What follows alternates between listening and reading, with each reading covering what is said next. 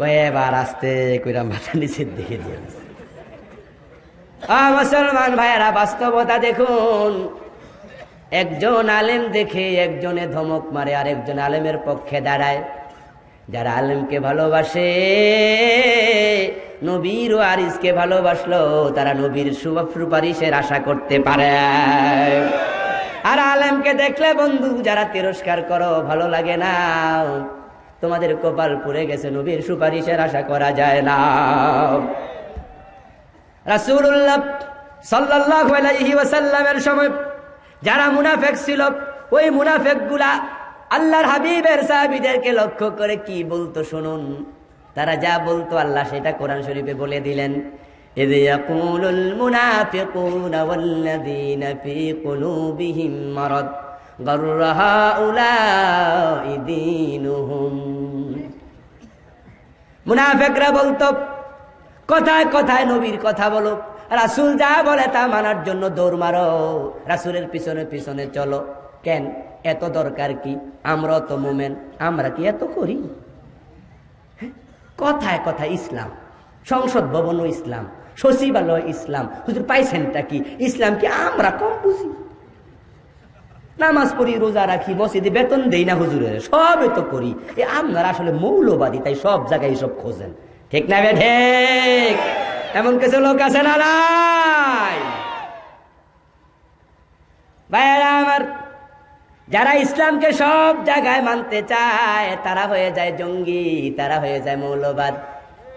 আর যারা ইসলামকে পাইলে, চান্স পাইলে জবাই করে, জিজ্ঞাসা করা হয় আপনি কোন ধর্ম মানেন, তখন বইলা দে আমি মুসলমানও না, হিন্দুও না। এমন নেতাও বাংলাদেশে আছে। ঠিক না বেঠে?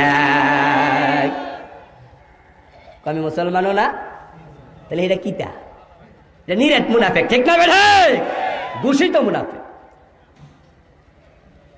মুসলমান ভাইয়েরা আমার, ভালো করে কান খুলে শুনুন। রাসূলুল্লাহ আলাইহিস সালামের সাহাবীদেরকে দেখলে তারা বলে, মুনাফিকরা বলতো দিন তাদেরকে অন্ধ বানায়া ফেলছে, এর মানে তারা ধর্মান্ধ হয়ে গেছে, ইসলাম ছাড়া কিচ্ছু বোঝে না। ঠিক আজকের এই জামানাতেও আমরা যারা জীবনের টপ টু বটম, পাকঘর থেকে সংসদ ভবন পর্যন্ত সব জায়গায় কোরআন চাই, আমাদেরকে মৌলবাদী বলা হচ্ছে। ডক্টর জাকির নায়েককে প্রশ্ন করা হয়েছিল, আমেরিকার খ্রিস্টানরা আজকে আপনাদেরকে কেন ফান্ডামেন্টালিস্ট বলে, মৌলবাদী বলে, কারণ কি? আমি প্রশ্নের উত্তরে শুনলাম উনি বলতেছেন মৌলবাদী বলে খারাপ বলে কি? কারণ যে থাকে ধর্মের মূলে হে হলো মৌলবাদী, আর যে থাকে আগায় সে হলো আগাবাদী। ঠিক না? আমরা মুসলমান প্রকৃত অর্থে যারা, আমরা তো ধর্মের গোড়ায় থাকতে চাই, আমরা তো আগায় উঠতে চাই না, আমরা তো গোড়াই থাকবো, আমরা হচ্ছে মৌলবাদী। তবে কথাটা যদিও সত্য, কিন্তু তারা এটা ভালো অর্থে বলে না, তিরস্কার করে গালি অর্থে বলে। গালি অর্থে বলার কারণে শুনতে কষ্ট লাগে। ঠিক বাংলাদেশেও বন্ধু আজকে আমেরিকার লোকদের মতো কিছু কিছু মুসলমানের সন্তান আলেমদেরকে মৌলবাদী বলে গালি দিয়া মজা পায়, আছে না নাই? মুসলমান ভাইয়েরা, আপনারা সবাই ঐক্যবদ্ধ হন, আপনারা ঐক্যবদ্ধ হন, ইসলামের মূলে এসে যান। আমরা আলেমরা ঘোষণা করতে চাই, তোমরা যারা আলেমদেরকে মৌলবাদী বলছো, বাংলার 14 কোটি 15 কোটি মুসলমানকে নিয়ে আমরা ইসলামের গোড়ায় থাকবো, মূলে থাকবো। তোমরা আগায় উঠেছো, উঠতে থাকো। সময় আসবে যখন গোড়ায় ধরে বাংলার 14 কোটি মুসলমান ঝাঁকুনি মারবে, বঙ্গোপসাগরে ডুবে মারা লাগবে।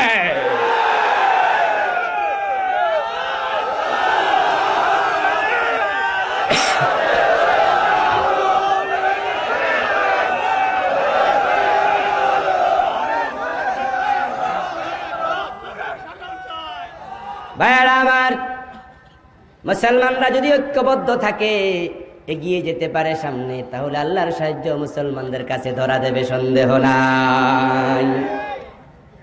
যারা মুসলমানদেরকে তিরস্কার করে, ঠাট্টা করে, বিদ্রোহ করে, বন্ধু মুসলমানের সন্তান হয়ে মুসলমানদেরকে তিরস্কার করে মজা পাও, তাহলে বোঝা গেল তুমি প্রকৃত মুসলমানের তালিকায় থাকতে চাও না।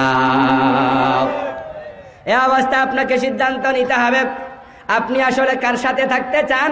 কোরআনের পক্ষে থাকবেন না কোরআনের বিপক্ষে থাকবেন। বন্ধুগণ, যেখানে কথা ছিল বাংলাদেশে ইফটিজিং বেড়ে গেছে, ইফটিজিং বন্ধ করার জন্য যেখানে সরকার পর্যন্ত আইন করছে, ম্যাজিস্ট্রেট পাঠাচ্ছে, ইফটিজিং বন্ধ করার জন্য মিছিল করতেছে, সেখানে ইফটিজিং বন্ধের সুবিধার্থে মেয়েদেরকে শালীন পোশাক পরতে বাধ্য করা দরকার আছে না নাই? ইফটিজিং বন্ধ করার জন্য মেয়েদেরকে ভালো পোশাক পরতে বলা উচিত, কারণ মেয়েরা যে পর্যন্ত শালীন হবে না ওই পর্যন্ত ইফটিজিং বন্ধ করার আশা করা যায় না। এটা অসম্ভব, কারণ মোম এবং আগুন এক জায়গায় যদি ধরা হয় তাহলে মোম গলে যাবেই। বকরি এবং বাঘ এক মাঠে ছাইরা দিয়া আপনি 144 জারি করলো কাজ হবে না। মাইক হাতে নিয়া সম্মানিত বাঘ ভাই বকরি খাবেন না, ওয়াজ কইরা গলা ভাঙবেন, কিন্তু বাঘ বকরি ছাড়বে না। তেঁতুল সামনে নিয়া জিব্বার কাছে ধরলে ঘোষণা ছাড়াই পানি আসবে, ঠিক না? পানিটা ডাইকে আনন্দ লাগবো। আমাদের দেশে ইফটিজিং বন্ধ করার জন্য উদ্যোগ নেওয়া হচ্ছে, অথচ বন্ধু মেয়েরা বেপর্দা চলছে, বেহায়ার মতো মেয়েরা যখন ফিট এবং পেট দেখায়া চলছে তখন তাদেরকে ভালো পোশাক পরতে কোনো আইন করা হচ্ছে না। অথচ আমাদের দেশের যুবকগুলো কতটা ভালো, লক্ষ্য করে দেখেন বন্ধু, আপনি লক্ষ্য করে দেখবেন আমাদের দেশের যুবকগুলো হীরকখণ্ড সোনার টুকরা। ওরা যখন ঘর থেকে বের হয় যুবকদের পর্দা হলো হাঁটু থেকে নাভি, ঠিক কিনা? অতটুকু ডাকলে ফরজ হয়ে গেল, কিন্তু সেখানে যুবকদেরকে আমরা দেখতে পাই তারা হাঁটু থেকে নাভি না, বরং হাঁটুর নিচে নামাইতে নামাইতে নামাইতে নামাইতে প্যান্ট মাটি পর্যন্ত নামায়। যদিও টাকনু গিরার নিচে পড়া হারাম, কিন্তু হেতে বেড়া পর্দা করতে করতে মাটির থেকে গেছে। তারপরে আবার নিজে মৌজা পরে, প্যান্টের মাঝখান দিয়ে নিয়ে আবার ফ্যাট দেখা যায়, তাই জামাটারে বেল্টের ভিতরে ঢুকায়, তারপরে হাতের কফ লাগায়, গলার মাঝে একটা বান্ধে, কিটা জানি একটা, বাতাসও যেন ঢুকতে না পারে, পর্দা লঙ্ঘন হওয়া দূরের কথা। ও ভাইয়ারা আমার, যেখানে যুবক হাঁটু থেকে নাভি ঢাকলে পর্দা হয়ে যায়, পুরা শরীর ঢেকে তারপরে সে অফিসে যাচ্ছে, ঠিক না বেঠিক? আর যেখানে মেয়ের পর্দা হলো পুরা দেহ, সেখানে মেয়েটার মাথায় কাপড় নাই, বুকে কাপড় নাই, পেটে কাপড় নাই, পিঠে কাপড় নাই, খোলা উদাম চলছে। এখন এই জাতীয় মহিলা ইফটিজিংয়ের শিকার হওয়ার জন্যই বের হয়েছে। বুঝতে হবে বেপর্দার সাথে যে মেয়েরা বের হয় তারা ইফটিজিংয়ের শিকার হওয়ার জন্য বের হয়, ঠিক না বেঠিক? কলা দোকানদার যখন কলা বিক্রি করতে নেয় তখন কি সে কলা চুইলা রাখে?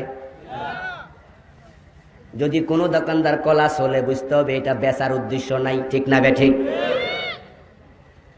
ও বন্ধুরা আমার, এখন আমাদের দেশে ইফটিজিং বন্ধ করার জন্য ওনারা চেষ্টা করতেছে। ছেলেদেরকে কানে ধরাও, জেলে দিয়া দাও। ছেলেদের কি দোষ? কারণ যে যুবতী দেহ দেখাবে ছেলেদের তো সেদিকে তাকাতেই হবে, কারণ চোখ তো কোনো আইন মানে না। এই জন্য আমার আল্লাহ কোরআন শরীফে মেয়েদের পোশাকের আইন আছে না নাই? যেখানে মেয়েদেরকে দেহ ঢাকার জন্য বলছে, সেখানে আমাদের দেশে উল্টা আইন হয়েছে। স্কুল কলেজ মাদ্রাসায় কোনো জায়গায় বোরকা পড়তে বাধ্য করা যাবে না। ও বন্ধুরা আমার, বোরকা পড়তে বাধ্য করা যাবে না, বরং বোরকা খোলার জন্য বলতেছে। উত্তরা যেই কলেজের প্রিন্সিপাল বোরকা পড়তে নিষেধ করেছে, আমরা আজকে দিকদার মাহফিল থেকে ওই কলেজের প্রিন্সিপালের পদত্যাগ দাবি করছে এবং অনতিবিলম্বে তাকে গ্রেফতার করে জেলখানা পুরানোর জন্য দাবি করছে।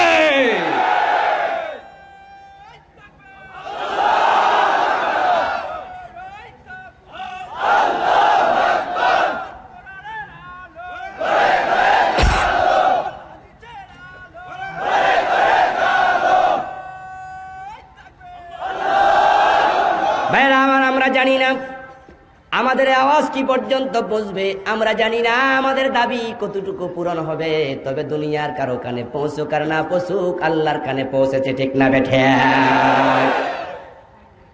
হযরত ইউসুফ আলাইহিস সালাম জুলাইখার সম্মুখে যখন বিপদে পড়ে গেলেন, জুলাইখা যখন দেহ থেকে তার বসন খুলতে শুরু করেছিল, আল্লাহর নবী ইউসুফ তখন দৌড় মারছিলেন। পিছন থেকে জুলাইখা অট্ট হাসি দিয়া বলে, ইউসুফ যাওয়ার জায়গা রাখি নাই, বাহির দিয়ে তালা লাগানো আছে। হযরত ইউসুফ আলাইহিস সালাম থেমে গেলেন না, বরং তিনি দায়িত্ব আদায় করলেন।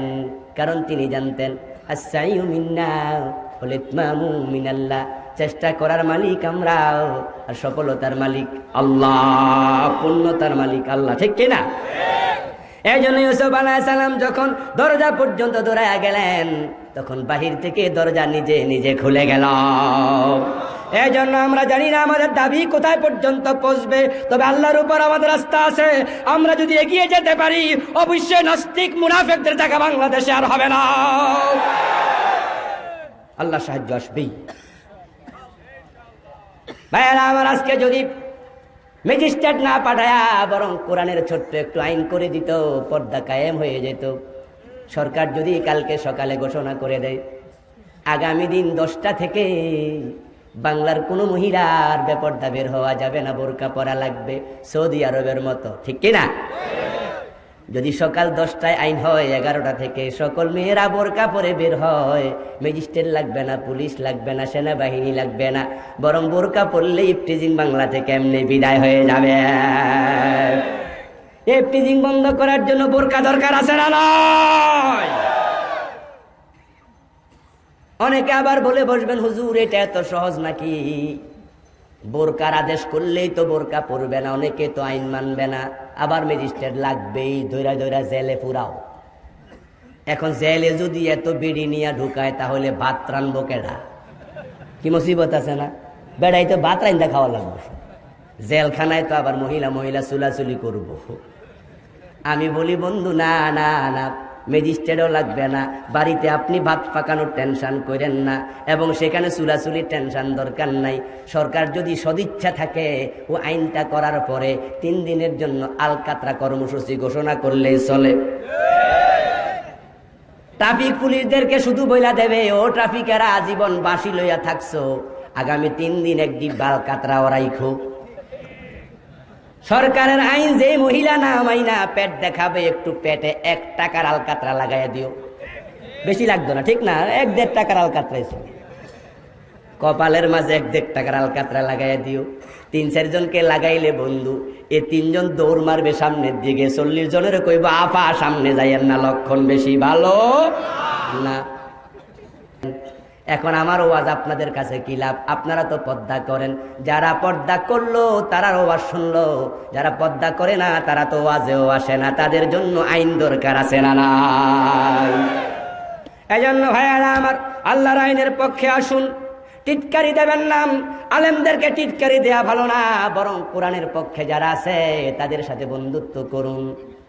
কারণ যদি বন্ধুত্ব করতে পারেন, কিয়ামতের দিন কপাল খুলে যেতে পারে। ওই যে যুবকটা আমার পিছন থেকে আমাকে সাপোর্ট করেছে, আমি কথা বলি নাই, তাহলে বোঝা গেল সে ইসলামের পক্ষের লোক, ঠিক না বেঠে? আর যে আমার একটু গুতা মারছে, ইসলামের বিপক্ষের লোক। এখন বলুন তো, যে আমাকে টিটকারি দিল, ওর সাথে আমার কোনো পরিচয় আছে? তাহলে সে আমার বিরোধী না, বরং সে দাড়ি এবং টুপি বিরোধী, ঠিক না বেঠে? এখন আপনারা একটু বলুন তো, দাড়ি রাখা কি কার সুন্নাত? এখন নবী কি আমাদের একা, আপনাদের আছে নাকি না?